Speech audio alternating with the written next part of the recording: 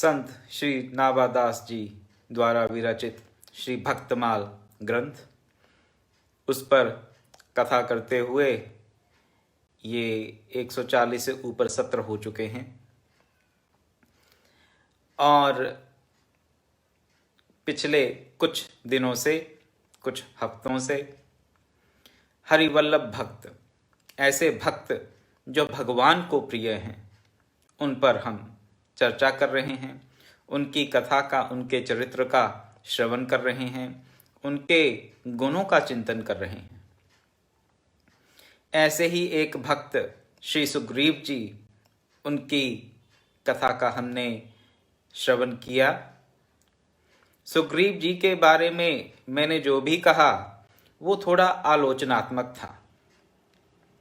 इतना अवश्य कह देना चाहूँगा कि श्री सुग्रीव जी भगवान के अनन्य भक्त हैं।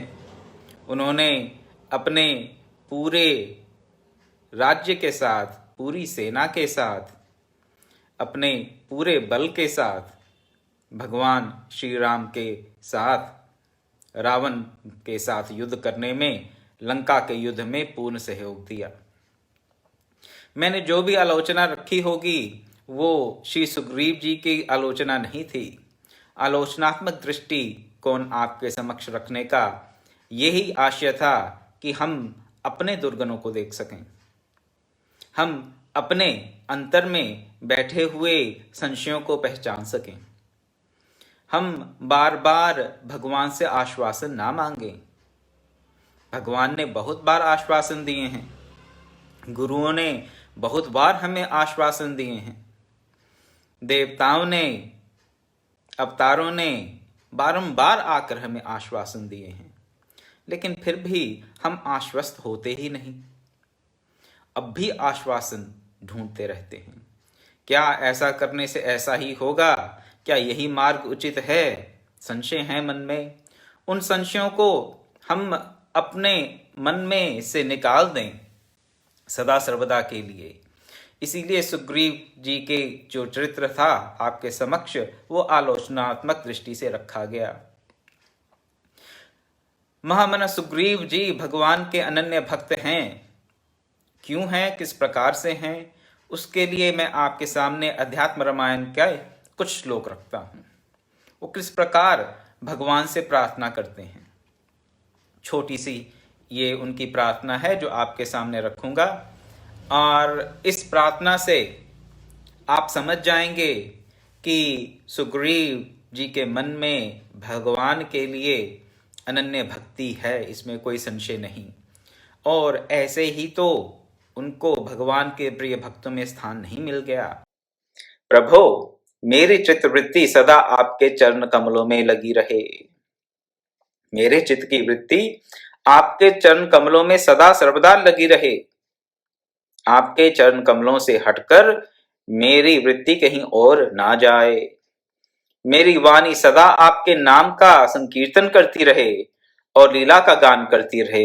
हाथ भक्तों की सेवा में लगे रहें और मेरा शरीर सदा आपका अंग संग करता रहे। मैं आपके सदा अंग संग रहूं, सशरीर अंग संग रहूं। नेत्र से आपकी मूर्ति देखूं, आपके भक्त और अपने गुरु का दर्शन करता रहूं। नेत्रों से अगर कुछ देखूं तो क्या आपके विग्रह को देखूं या आपके भक्तों को या गुरुजनों का दर्शन करूं, और कुछ ना देखूं। कान निरंतर आपके दिव्य जन्म कर्मों की कथा सुनते रहें और मेरे पैर सदा आपके मंदिरों की यात्रा करते रहें। पैर आपके मंदिरों की तरफ लेके जाएं और कान आपकी कथा का श्रवण करें। हे गरुड़ ध्वज, मेरा शरीर आपकी चरण रज से युक्त तीर्थोदक को धारण करे और मेरा सिर निरंतर आपके उन चरणों में प्रणाम किया करे जिनकी शिव और ब्रह्मादि देवगण भी सदैव सेवा करते हैं। अध्यात्म रामायण में ये प्रार्थना श्री सुग्रीव जी भगवान श्री राम से स्वयं करते हैं। तो भगवान से प्रार्थना में क्या मांग रहे हैं अपने लिए श्री सुग्रीव जी? कुछ नहीं मांग रहे अपने लिए। अगर कोई सोचे कि स्वार्थवश उन्होंने कुछ मांगा, क्या वो किसी प्रकार के अर्थार्थी भक्त हैं? भगवान ने गीता में भी कहा, चतुर्विधा भजन्ते मां सुकृतिनो अर्जुन। 4 प्रकार के भक्त मुझे भजते हैं, और उनमें ज्ञानी भी हैं, अर्थी भी हैं, जिज्ञासु भी हैं, और जो आर्थ हैं वो भी हैं। तो यहां पर क्या भगवान से प्रार्थना सुग्रीव जी दुखी होके कर रहे हैं? नहीं। किसी प्रकार की अर्थ की, मान प्रतिष्ठा, बड़ाई, पद प्रतिष्ठा की उनको यहां पर याचना करते हुए हम पा रहे हैं? नहीं। तो ना दुख निवृत्ति के लिए प्रार्थना कर रहे हैं, ना किसी प्रकार की अर्थ प्राप्ति के लिए प्रार्थना कर रहे हैं, ना किसी प्रकार की जिज्ञासा है उनके पास। अभी इस वक्त कोई जिज्ञासा नहीं रख रहे भगवान के सामने। तो फिर कौन सी कैटेगरी के, कौन सी श्रेणी के ये भक्त हुए? क्यों भज रहे हैं भगवान को? ज्ञानी भक्त हैं, ज्ञानी भक्त हैं। और ज्ञानी भक्त जब भगवान से प्रार्थना करता है तो भगवान से भगवान को ही मांगता है। भगवान से भगवान को मांगने का क्या अर्थ? भगवान से भगवान को मांगने का क्या अर्थ? जब भगवान समक्ष हैं तो भगवान प्राप्त ही हैं, तो भगवान से क्या मांगेंगे? भगवान से भगवान को कैसे मांगेंगे? क्या यही मांगेंगे कि हमारी जितनी भी इंद्रियां हैं, ज्ञान इंद्रियां, कर्म इंद्रियां, मन, बुद्धि, चित्त, अहंकार, जिस किसी को भी हम अपना समझते हैं, जिसको हम अपनी जीवात्मा का या अपना आप समझते हैं, उनमें क्या क्या है? अपनी इंद्रियां हैं, शरीर है, इंद्रियां हैं। 2 प्रकार की इंद्रियां हैं, ज्ञान इंद्रियां हैं, कर्म इंद्रियां हैं। अपना मन है, बुद्धि है, बुद्धिमान समझते हैं अपने आप को। चित्त, जानते नहीं समझते, लेकिन चित्त तो है, क्योंकि हम सोचते हैं कि हम जानते हैं। ये जो जानने की शक्ति है हमारी, ये जो किसी बात को धारण करने की शक्ति है, वही हमारा चित्त है। और जो कहता है मैं जानता हूं, वो है हमारा अहंकार।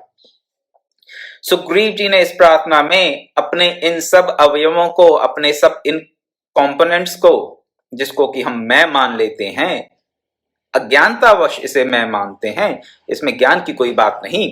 अज्ञानतावश प्रकृति के जिन जिन विकारों को हम मैं मान लेते हैं, उन सबको सुग्रीव जी ने भगवत सेवा में अर्पित कर दिया। देखिए, मैं आपको यह बता रहा हूं कि सुग्रीव ज्ञानी भक्त क्यों हैं। 4 प्रकार के भक्त बताए गए। कौन कौन से? आर्त, जिज्ञासु, अर्थार्थी और ज्ञानी। आर्त तो सुग्रीव जी है नहीं, सुग्रीव जी को सब प्राप्त है, ये सब हो चुका है। ये तब की बात है जब भगवान श्री राम अयोध्या में विराजमान हो चुके हैं और सब वानर वहां पर जाते हैं। जितने भी अंतरंग मित्र हैं, वानर मित्र हैं या असुर मित्र हैं, वो भगवान के साथ अयोध्या जी जाते हैं। वहां पर सुग्रीव जी ये प्रार्थना कर रहे हैं। तो इस वक्त वो दुखी नहीं है। सुग्रीव जी को अपना राज्य प्राप्त है, अपनी पूरी प्रतिष्ठा प्राप्त है। उनके पास भौतिक दृष्टि से कोई अभी किसी प्रकार का कमी नहीं है, वहां पर किसी प्रकार का अभाव नहीं है। तो ना उनके पास किसी प्रकार की आर्त प्रार्थना है कि मेरे किसी कष्ट को दूर कर दो, ना उनके पास किसी अर्थ की प्राप्ति की भावना है कि मुझे कुछ प्राप्त हो जाए जो प्राप्त नहीं है, ना ही उनके पास कोई जिज्ञासा है। भगवान स्वयं विराजमान है, तो उस समय क्या जिज्ञासा हो सकती है व्यक्ति को? तो ना कोई जिज्ञासा है। तो सुग्रीव ज्ञानी कोटि के भक्त हैं, और ज्ञानी कोटि के भक्त क्या कर रहे हैं यहां पर इस प्रार्थना में? ज्ञानी कोटि के भक्त महामना सुग्रीव जी अपने आप को निवेदन कर रहे हैं। आत्मनिवेदनम, आत्मनिवेदनम। 9 प्रकार की भक्ति बताई गई है श्रीमद् भागवत में। नवधा भक्ति, नवधा भक्ति मानस में भी आती है। भक्तिमती शबरी जी की जब चर्चा होगी तो नवधा भक्ति की चर्चा करेंगे वहां पर हम, जैसा कि मानस में तुलसीदास जी ने बताया। लेकिन श्रीमद् भागवत में भी 9 प्रकार की भक्ति का हमें उल्लेख मिलता है, चर्चा मिलती है। आत्मनिवेदनम, एक भक्ति का स्वरूप आत्मनिवेदन बताया गया। यहां जो सुग्रीव जी कर रहे हैं वो आत्मनिवेदन कर रहे हैं, और आत्मनिवेदन वही कर सकता है जो ज्ञानी भक्त है। अज्ञानी भक्त आत्मनिवेदन नहीं कर सकता। जिसे आत्मा का और अनात्मा का ही ज्ञान नहीं, जिसे आत्मा और अनात्मा का ज्ञान नहीं, वो आत्मनिवेदन कैसे करेगा? निवेदन करते हैं हम किसी किसी के लिए भी, किसी के भी हेतु किसी भी कारण। निवेदन मतलब प्रार्थना, प्रार्थना करते हैं, निवेदन करते हैं। तो क्यों करते हैं? हमें पता है, हे भगवान, हमें क्या पता है? हे भगवान हमें धन दे दो। क्यों? क्योंकि हमें धन का पता है, तो धन का निवेदन करेंगे। क्यों? धन का क्यों पता है? हाँ, ये हमें लगता है कि धन होगा तो जीवन सुख में बीतेगा, ऐसी हमारी भावना रहती है। ऐसा अज्ञान के चलते, अज्ञान के चलते अपने अंतरतम में अभाव को महसूस करते हुए, अभाव का अनुभव करते हुए हम सोचते हैं कि भौतिक जगत की कुछ वस्तुएं प्राप्त हो जाएंगी तो अभाव खत्म हो जाएगा। अभाव खत्म होगा तो क्या होगा?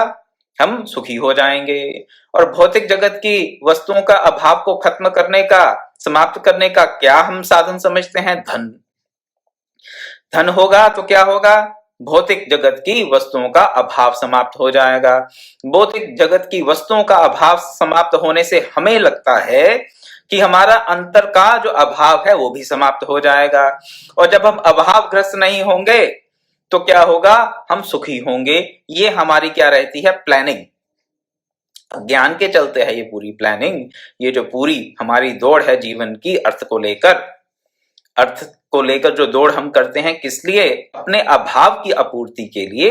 ये अज्ञान के चलते ही है। शास्त्र कहते हैं, गुरुजनों ने कहा है, मैं कोई नई बात नहीं कह रहा हूं आपके सामने आज, लेकिन उस अभाव को हम महसूस करते हैं, उस अभाव का अनुभव करते हैं, तो ही तो हम धन के लिए याचना करते हैं।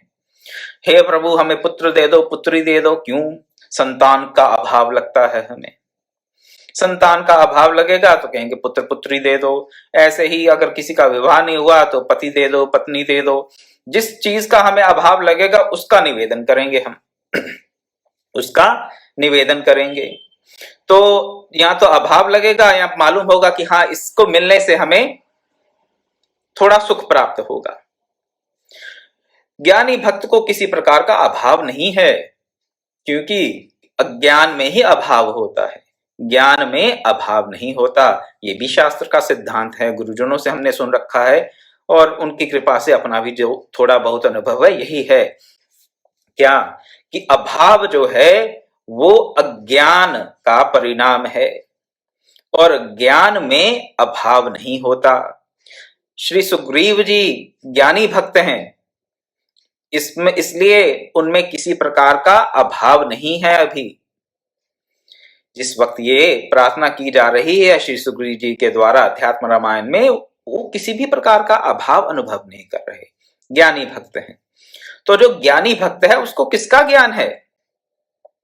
किसका ज्ञान तो हमें भी बहुत है जी। हाँ, हम भी बहुत ये गीता पढ़े हैं, ये पढ़े हैं, वो यूनिवर्सिटी जाके पढ़े हैं। किसका ज्ञान? नहीं, भाषा का ज्ञान। इसका ज्ञान इंग्लिश जानते हैं, हिंदी जानते हैं, भांति भांति के ज्ञान है। सितार बजाना जानते हैं, हारमोनियम बजाना जानते हैं, गाना जानते हैं, सुरताल जानते हैं, किसी प्रकार का नृत्य या उस ज्ञान की बात नहीं हो रही यहाँ पर।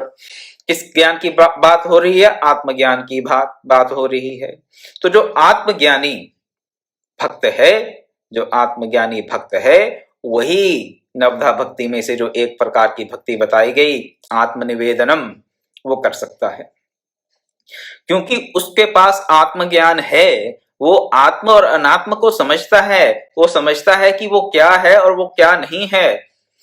एक ज्ञानी भक्त ये समझता है कि अज्ञान के चलते ही वो जो नहीं है उसको अपना आप समझता है। इसलिए अज्ञान का जितना भी, माया का जितना भी पसारा है, जिसको कि हम माया के चलते आत्म, अपना आप समझ लेते हैं। आत्म और अनात्म में क्या अंतर है थोड़ा सा आपको बता दूं। आत्म मतलब जिसको हम अपना समझें, अनात्म मतलब जिसको हम अपना नहीं समझते। सीधी सी बात यह है।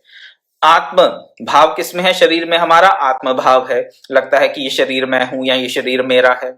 आत्म बुद्धि, शरीर में आत्म बुद्धि है।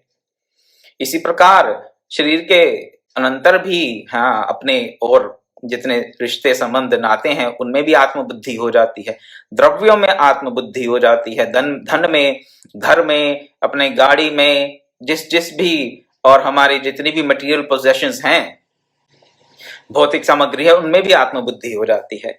लेकिन यहाँ पर एक ज्ञानी भक्त उन सब से तो छूट जाता है, फंसता कहाँ है ज्ञानी भक्त? अगर कहीं फंसे ज्ञानी भक्त तो कहाँ फंसता है? अपने शरीर, मन, इंद्रियों और बुद्धि में। इससे निकलना बड़ा मुश्किल है। शरीर के संबंध छोड़े जा सकते हैं, मन से भी जहां संबंध जोड़े हुए होते हैं वो भी छोड़े जा सकते हैं, अर्जित किया हुआ धन भी छोड़ा जा सकता है। ये सब प्रकार का त्याग, इन सबसे वैराग्य, बहुत ऊंची स्थिति है ये भी, लेकिन ये संभव है। लेकिन सबसे डिफिकल्ट जो वैराग्य है वो है अपने इंद्रियों से, अपने मन से, अपनी बुद्धि से, अपने चित्त से, अपने अहम से। अपने मन, इंद्रियां, शरीर है, इंद्रियां हैं, कर्मेंद्रियां, ज्ञानेंद्रियां, मन, बुद्धि, चित्त, अहम, इन सब का अगर हम वैराग्य बुद्धि बना लें, इनमें, इनसे हम वैराग्य प्राप्त कर लें, तो फिर बात बन सकती है, फिर हम भक्त बन सकते हैं। क्योंकि जब तक इनमें फंसे रहेंगे तब तक भगवान से पूर्ण रूप से जुड़ नहीं सकते। तो जब तक भगवान से पूर्ण रूप से जुड़े नहीं तब तक हम भक्त नहीं, तब तक हम विभक्त हैं। विभक्त, छूटे हुए हैं, जुड़े नहीं हुए, अलग हो रखे हैं। और हमें किसने विभक्त कर रखा है?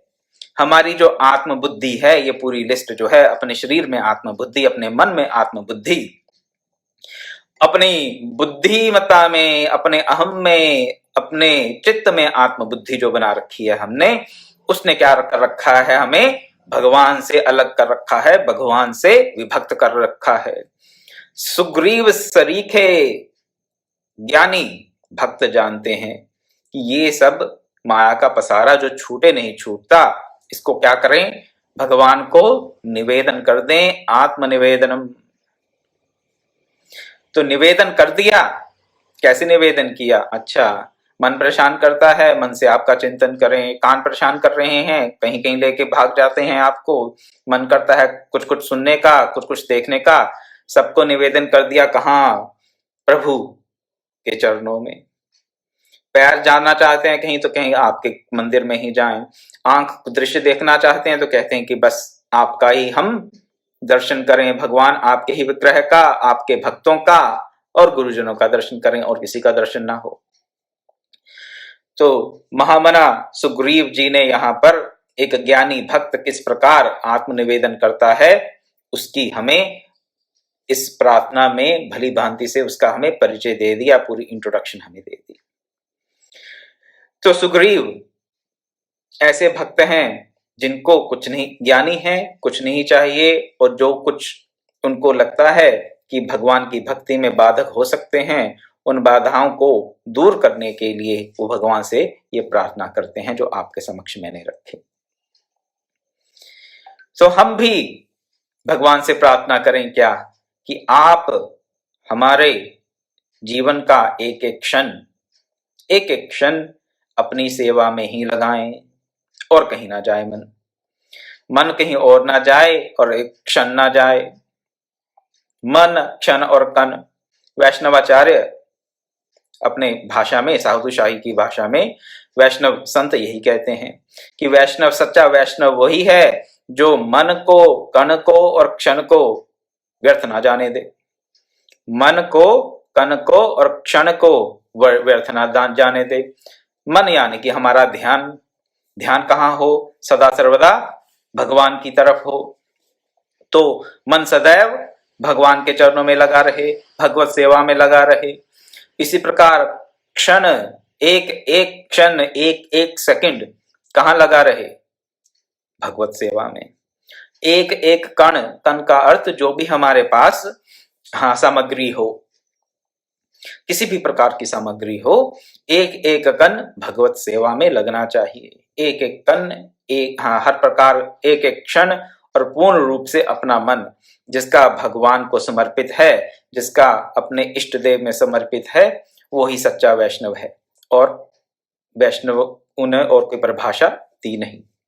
मन, कण और क्षण, हम ऐसा प्रण लें कि हमारे जीवन में भी एक एक क्षण हर प्रकार का कण, कण ये नहीं कि किसी द्रव्य का ही हो सकता है, अपने में हमारे में अगर किसी प्रकार का कोई ज्ञान है, कोई कला है, तो उसको भी अर्पित कर सकते हैं भगवान को। किसी प्रकार का द्रव्य, कोई मटेरियल ऑब्जेक्ट को ही कण ना समझे। यहाँ पर किसी प्रकार का ज्ञान है, किसी प्रकार की कोई विद्या है, किसी प्रकार की कोई कला है, तो वो भी हम भगवान को अर्पित करें पूर्ण रूप से। और बिना मन दिए तो बात होगी नहीं। और क्षण क्षण भगवान के चिंतन में निकले, भगवान की सेवा में निकले। भक्ति का बस यही सार है और कुछ नहीं। तो सुग्रीव जी ने यहाँ पर ऐसी प्रार्थना कर दी जो हमारे सबके लिए एक आइडियल है। आइडियल, उस आइडियल को हम अपने जीवन में चलिए प्रयास तो करें, घबराएं नहीं सुन के कि ये कैसे होगा। प्रयास करें अवश्य। जितना चलेंगे उतना ही हमें लाभ होगा। और जब थोड़ा सा लाभ होगा तो फिर अंदर से और प्रेरणा होगी और इंस्पायर होंगे आगे चलने के लिए। हाँ, लेकिन हमें शुरुआत तो करनी पड़ेगी, हमें आरंभ तो खुद ही करना होगा। तो ये कहते हैं बड़ा सुगम है, संत कहते हैं बहुत सुगम है भक्ति का मार्ग, कुछ कहते हैं बहुत दुर्गम है। सुगम भी है, दुर्गम भी है, जो भी है, लेकिन है बड़ा सुंदर मार्ग। और इस पे चलना है तो उसके लिए बस मैं तो एक ही निवेदन करता हूं सबसे, आप चल के देखिए, बस शुरू कर दीजिए, आरंभ कीजिए। जब आपको थोड़ा सा लाभ होगा तो आपके अंदर की जो प्रेरणा है फिर वो 10 गुना 100 गुना बढ़ेगी। और जब अंदर की प्रेरणा 10 गुना 100 गुना बढ़ेगी तो आपकी फिर जो गति है इस साधन के मार्ग पर, भक्ति के मार्ग पर, वो भी उतनी गुना और तेज हो जाएगी। तो ये एक्सपोनेंशियल कर्व है, जो थोड़ा मैथ समझते हो, गणित समझते हो, एक्सपोनेंशियल कर्व है। तो हम चलेंगे और जब हमें लाभ होगा तो अवश्य ही हम फिर चलेंगे नहीं, फिर आगे भागना शुरू करेंगे। और जब हम भागेंगे तो भगवान हमसे तेज भागेंगे। वो एक अलग, हाँ, यहाँ पर एक बिंदु है, एक अलग फैक्टर हो गया। हम जितना चलेंगे, जितना भागेंगे, भगवान उससे भी ज्यादा हमारी तरफ भागेंगे, इसमें कोई संशय नहीं। तो सुग्रीव जी ने जो हमें यहाँ पे आदर्श स्थापित किया हमारे लिए, वो हम सबके लिए माननीय है, हमारे लिए विचारणीय है, हमारे लिए करणीय है। और उसका हम चिंतन करें, चिंतन करके उस पर चलने का प्रयास करें, अवश्य लाभ होगा। और श्री सुग्रीव जी के बाद चरित्र आता है श्री विभीषण जी का। हरिवल्लभ भक्तों में, भगवान के प्रिय भक्तों में अगला चरित्र है श्री विभीषण जी का। अब विभीषण जी क्या है? वो शरणागति के एक एपिटमी हैं, एक सुप्रीम एग्जाम्पल हैं, एक उच्चतम उदाहरण है शरणागति के। सुग्रीव क्या है? सुग्रीव हैं सख्य भक्ति के उच्चतम उदाहरण। कि किसी को भक्ति अगर सखा के भाव से करनी हो, भगवान को अपना सखा मानकर किसी को भक्ति करनी हो, तो सुग्रीव उसके उच्चतम उदाहरण माने जाते हैं। और जहां बात आती है शरणागति की, भगवान की शरणागति अगर किसी ने ग्रहण करनी है, शरणागति को माध्यम बनाना है भगवत प्राप्ति का, शरणागति का मार्ग जिसको भाता है, उसके लिए विभीषण जी आइडियल एग्जाम्पल हैं, उच्चतम आदर्श हैं, उच्चतम उदाहरण है विभीषण जी। तो श्री विभीषण जी के बारे में क्या कहा? कहा तो बहुत कुछ, लेकिन उससे पहले शरणागति के बारे में भगवान ने क्या कहा वो आपके सामने रखता हूं। सकृदेव प्रपन्नाय त्वामसीति च याचते अभयम सर्वभूतेभ्यः ददामे तदम्रतम मम। भगवान क्या कहते हैं शरणागति के बारे में? भगवान क्या कहते हैं वो सुनते हैं। कहते हैं जो एक बार भी आर्त होकर शरणागत बनकर सच्चे हृदय से मैं तुम्हारा हूं ऐसा कह देता है, और ऐसा कहकर मुझसे अभय चाहता है, अभय की अपेक्षा करता है, उसे मैं सब प्राणियों से अभय कर देता हूं, ऐसा मेरा व्रत है। एक बार फिर से सुन ले, भगवान कह रहे हैं, ये भगवान कह रहे हैं, जो सच्चे हृदय से कहता है कि मैं तुम्हारा हूं, शरणागत होकर सच्चे हृदय से ये कह दे मैं तुम्हारा हूं, एक बार भी कह दे, चाहे बार बार माला जपने की आवश्यकता नहीं है कि 1 लाख माला करेंगे तो उसके बाद इसकी सिद्धि होगी, या 5 लाख जप के बाद इसकी सिद्धि होगी, नहीं। सच्चे हृदय से, आत्मन से एक बार कह दें, क्या? मैं तुम्हारा हूं, शरणागति के भाव से कह दे मैं तुम्हारा हूं, बस। ऐसा कह के क्या अपेक्षा करे? अभयदान मांगे मेरे से, रक्षा का भाव हो कि हे प्रभु मैं तुम्हारा शरणागत हूं, मैं तुम्हारा हूं, मेरी रक्षा कीजिए। एक बार जो ऐसा कह दे, भगवान ये वचन दे रहे हैं कि उसे मैं सब प्राणियों से अभय कर देता हूं। ऐसा भगवान का व्रत है, भगवान ने ऐसा व्रत ले रखा है। सब प्राणियों से अभय, प्राणियों से क्या, हर किसी प्रकार के आदि दैविक, आदि भौतिक, आध्यात्मिक सब प्रकार के क्लेशों से उस व्यक्ति को, उस भक्त को, उस शरणागत को भगवान अभय दे देते हैं। ये अनुभव गम्य है, आप भी इसका अनुभव कर सकते हैं। अनुभव गम्य ये बात है, आप भगवान के शरणागत होकर देखें तो वो आपके सब प्रकार से आपको अभय देंगे, सब प्रकार से आपको अभय देंगे, इसमें कोई संशय नहीं है। तो जब विभीषण जी आए भगवान के पास तो किस अवस्था में आए, थोड़ा विचार करें। अपने भाई ने लात मार के निकाल दिया, भाई ने लात मार के निकाल दिया। क्यों निकाल दिया? विभीषण जी की बात पसंद नहीं आई। कौन सी बात पसंद नहीं आई? यही कहा कि सीता जी को वापस कर दीजिए। तो ये राक्षस कुल के लिए अच्छी बात नहीं है। जब से सीता जी आई हैं यहाँ पर लंका में, किसी ना किसी प्रकार का उपद्रव हो रहा है, राक्षसों को नाश का ही प्राप्ति हो रही है, राक्षसों का संहार ही हो रहा है, किसी ना किसी प्रकार की विपत्ति आई जा रही है। तो ये जो सीता जी का लंका में आना ये शुभ नहीं है, आप इनको वापस भिजवा दीजिए। अब कामी रावण को ये बात कहाँ पसंद आती, उसने अपने भाई को लात मार के निकाल दिया।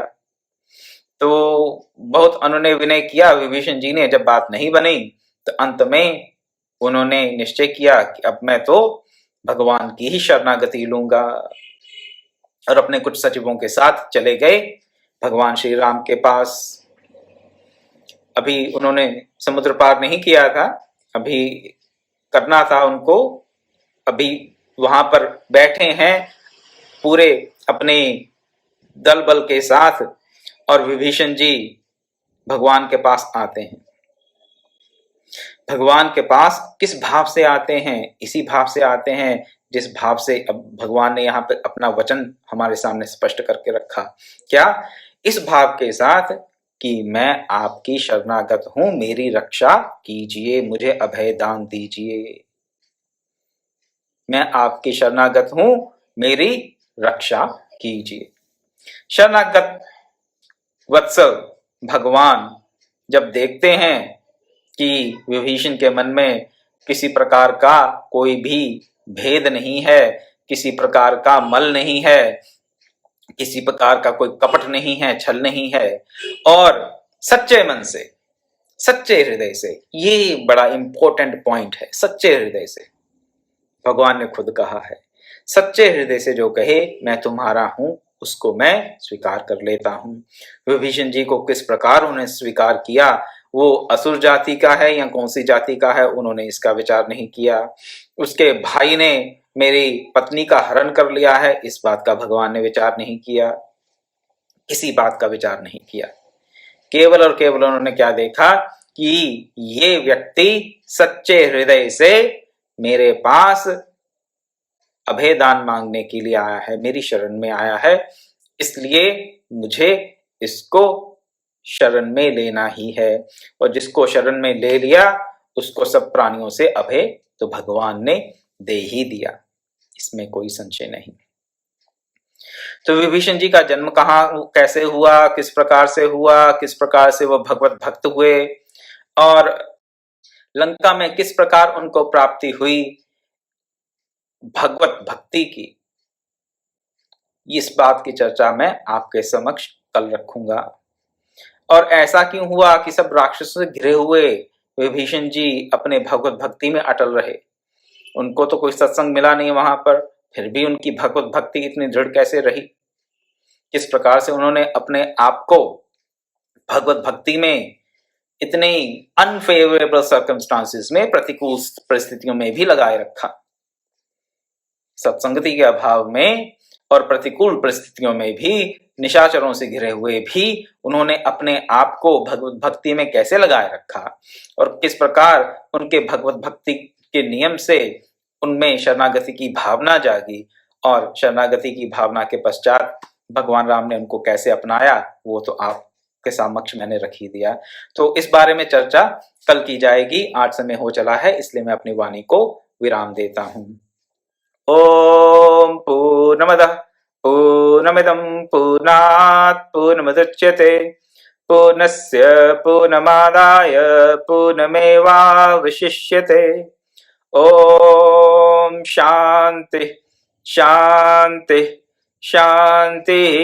हरि ओम तत्सत्।